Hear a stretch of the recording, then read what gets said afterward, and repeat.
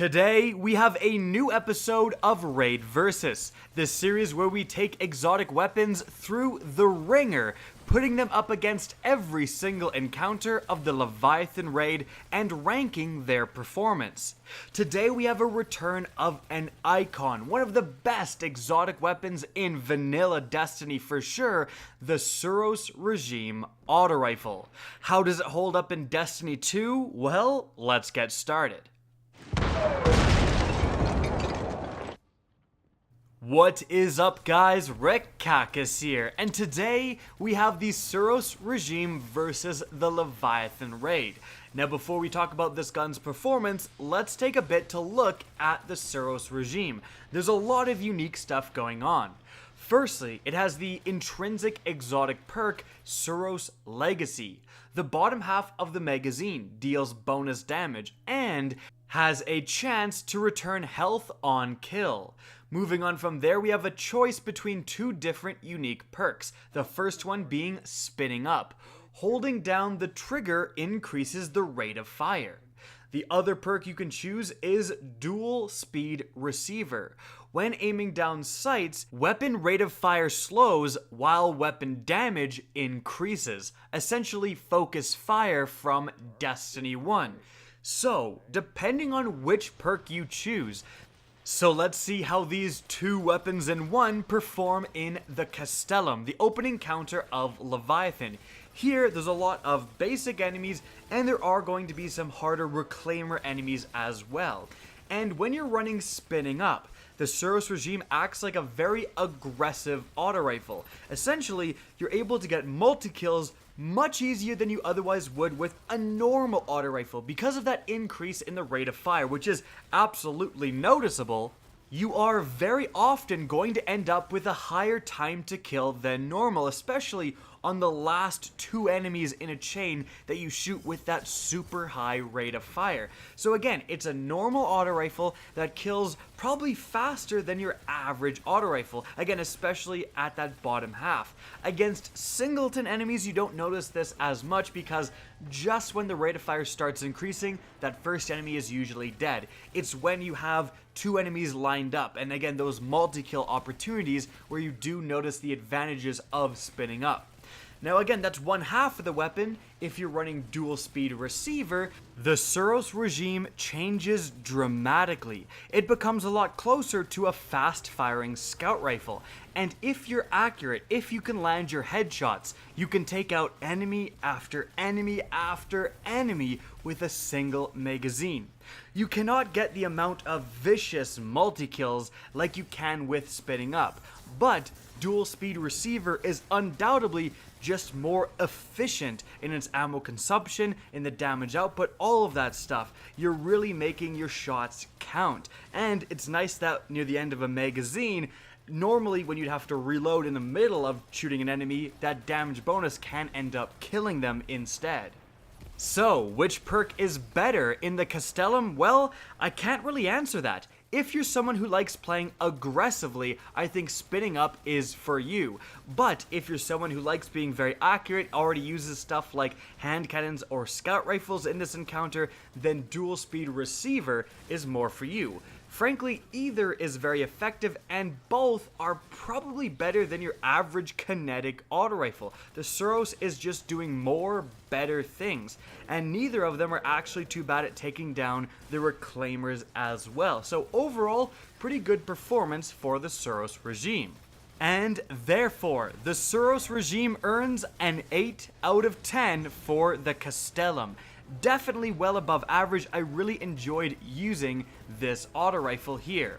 But moving on from there, we have some more substantial encounters. Let's start out here with the Gauntlet Encounter. Now, this encounter is broken up into several sections. The first one just has you killing enemies, and the second one has you either running along the gauntlet or shooting symbols. The first section is really where we're most interested in this weapon's performance.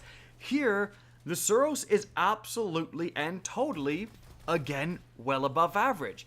you have a bunch of pretty low level enemies spawning out of doorways in groups, although it can't kill all of them at once. You know, if you have spinning up, you can easily start on the Scion, kill that guy, move to the first Centurion, kill that guy, you're getting a massive rate of fire bonus, and you can even maybe kill the third or wound him enough that he's recoiling back while you reload your gun, finish him off, and move to the next bunch. Like, you're tearing through enemies. And also, with dual speed receiver, you're getting an advantage as well. You are more accurately able to pick off those scions that annoyingly hang at the back of the map. You can also engage enemies over on your other ally's symbol that, you know, they're getting kind of overwhelmed, they need some help. Just turn around and you have an auto rifle that's more accurate than most that can take down those guys with ease. Problems do lie when the bigger enemy does spawn, the yellow health Centurion. First of all, it's got a shield, you have a kinetic weapon. Of course, you can always switch and then go back to the SUROS, and when you do, especially if you do have spinning up, you notice a faster than normal time to kill in these guys, but it's nothing fantastic. You know, the SUROS isn't doing anything better, and frankly, you should just switch to your power weapon at this category. No reason to really stay on the SUROS unless you're lacking ammunition. If you are, the SUROS can handle itself, but again, it's not overperforming in this category. Now, I don't usually talk about the other section of this encounter, but I've gotta say, the SUROS with dual speed receiver is perfect for it.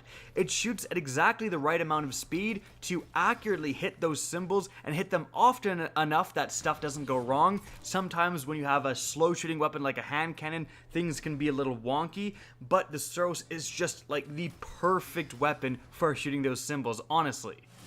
And therefore, an above average, but not necessarily god tier performance in the first section and a god tier performance in the second section of this encounter is going to give the SUROS Regime another 8 out of 10. Moving on from there, however, we've kind of got a check for this weapon, a DPS check with the next encounter, the Pleasure Gardens. This encounter is really all about killing your war beast and killing it as fast as possible.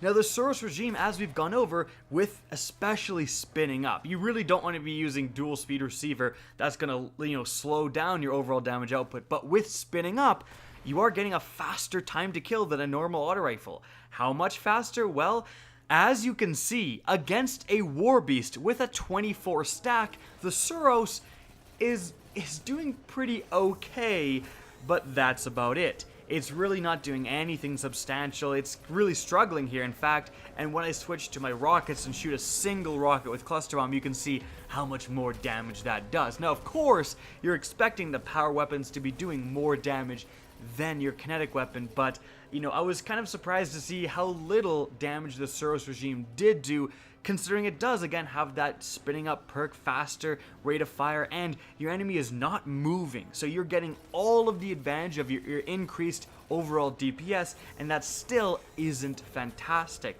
Now, if you do want to run an exotic kinetic, and if you have, you know, rocket launchers with cluster bomb, the SUROS isn't going to be the worst for finishing off the last little bit of health that you have for your war beast, but it's certainly not a weapon I would rely on by any means. By the way, we're doing 24 stack on purpose because once you get, you know, in the 60s of stacks, which we could have done, any weapon melts the war beast, so it really kind of defeats the purpose of these tests. So, with an overall lackluster performance against the dogs, the SUROS Regime gets a 5 out of 10 for this encounter. It's above average for your normal kinetic weapons, but it's much below average when compared to the rest of the weapons available, and especially compared to other exotics. But moving on from there, we have kind of a mix of both DPS check and also just killing normal adds, which the SUROS has been good at with the Royal Pools encounter. How does the SUROS perform here? Well, this is also broken up into different sections. The first section just being holding open your plate, and the second section being able to DPS the purple lanterns. In the first section, the SUROS is pretty darn decent. You do notice that increase in overall DPS against the bathers. Yes, you're gonna probably need to throw a grenade also, but you know, the SUROS is taking these guys down much faster than I would say even a origin story would be. Unless you get Rampage, then, you know, we'd see.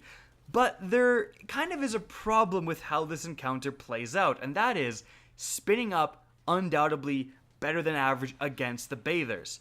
But you do want dual speed receiver for the rest of the enemies. All of the other enemies, the Scions, the couple of Legionaries, really annoyingly hide behind cover and are kind of staying a little bit back, and dual speed just lets you pick those guys off super easily. But that does mean that you have to have spinning up for the bather go into your inventory and switch, which, isn't the end of the world, but you're getting shot when you're doing that, and it is definitely annoying to do. So that is kind of a disadvantage, that you can't switch these perks on the fly like you can switch elements with the hard light, for example. That would make this weapon a lot better, frankly.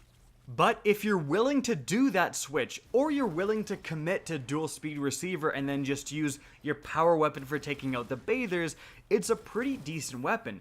Don't forget that it also has the ability to get health on kill, which actually does matter in this encounter. There are a few times when your teammate is lagging behind in getting to your plate and you start to get damaged, and getting your health back by just killing a Scion is something that should not be overlooked. It's very important.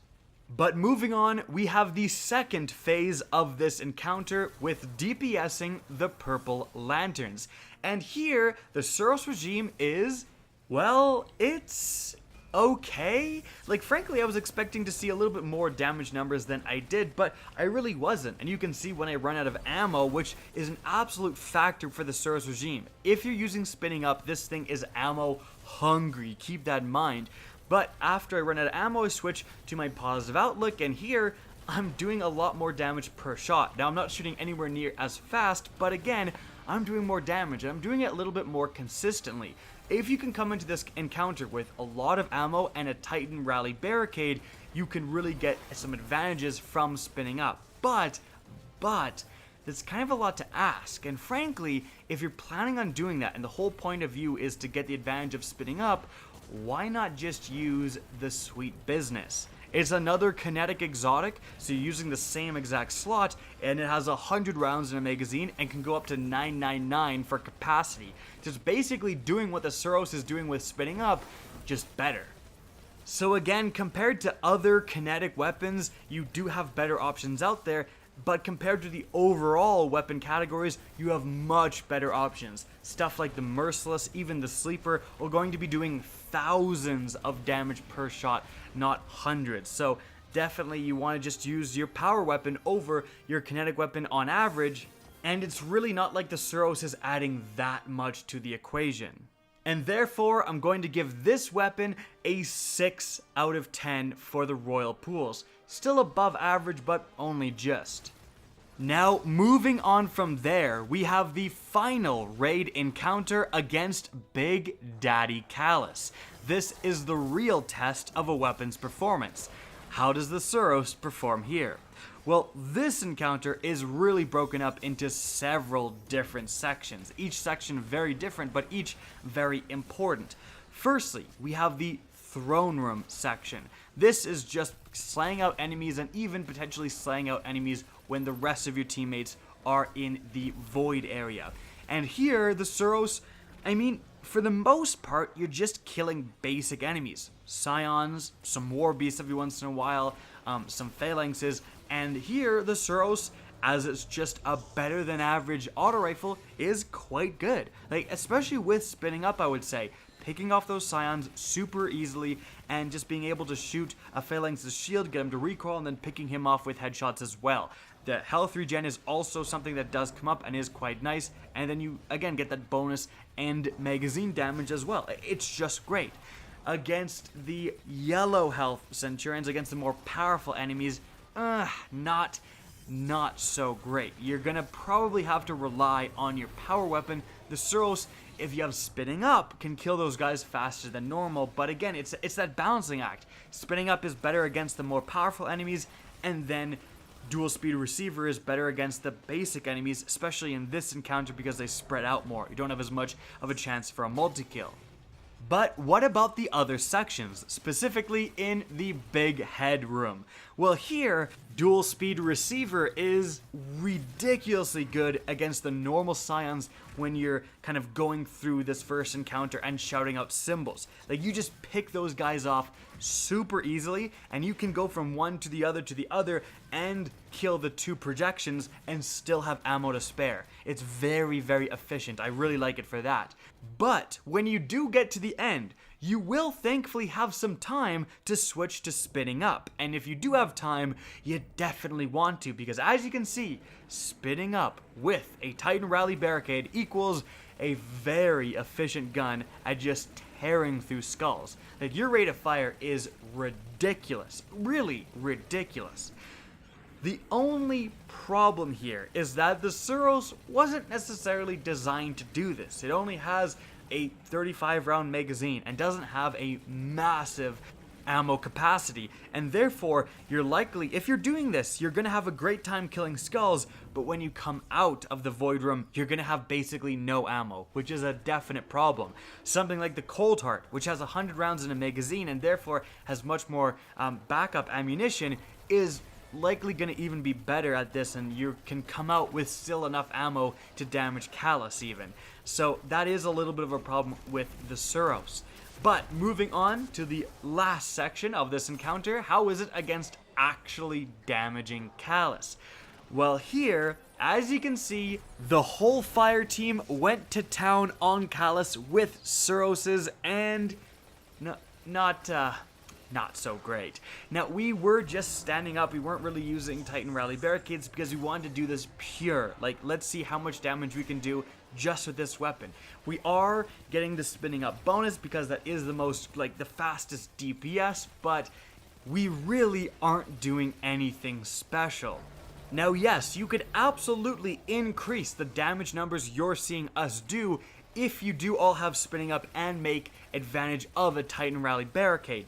But you could also do the same thing with the Cold Heart, with the Sweet Business. There are other fantastic exotic weapons that have faster than normal time to kills that get massive advantages from Titan Rally Barricade without relying on the SUROS. So therefore, I don't think the SUROS is that good against Calus. Again, a Cold Heart, especially when it just got a massive buff to its precision damage, is just going to be out DPSing the SUROS like crazy, especially if you are making advantage of a Titan Rally Barricade. And then of course, just using a power weapon, especially now that you have the Sleeper Simulant taking up an exotic slot in your power weapon category, it doesn't look great for the SUROS. Now, with that being said, you could always split the difference. If you like the SUROS for the Throne Room and for the Void Room and so on, again, it is performing well in those sections, and you want to use rockets with cluster bombs and you're using up just a legendary slot, by all means, you get to shoot all of your rockets with cluster bombs, then you get to switch to your SUROS, spinning up with a Titan Rally Barricade and do some pretty substantial damage. It's not like this weapon is worse than normal. I'm not saying this is a bad weapon, it's just not upper echelon. And therefore, its rating is going to reflect that with a 7 out of 10. Better than average, but not top tier. And so, it's time to move on and give the overall Leviathan ranking for the SUROS regime. This ranking speaks to a weapon's versatility. If it does well in every single encounter, it gets a very high ranking. Something like the Merciless is great no matter where you use it. But the SUROS regime, it had some pretty decent areas. The Castellum is where it really kind of shined, and the Gauntlet, but it also had some pretty mediocre rankings as well, with the Royal Pools and especially the Pleasure Gardens. And therefore, the SUROS regime gets a respectable, but not top tier, 7 out of 10. And so guys, that is it for the video. I hope you enjoyed and found this interesting. If you did, please remember to help me out by simply rating and especially sharing this video. If you guys want to see more Destiny 2 content similar to this, don't be afraid to slap that subscribe button. And if you guys want to get in touch with me and keep up to date with the latest channel activity, the best way is to follow me on Twitter at RickCacus. That's linked in the description down below, as is my Twitch channel, which you can also follow. Again, I hope you enjoyed the video, and as always, have a good day.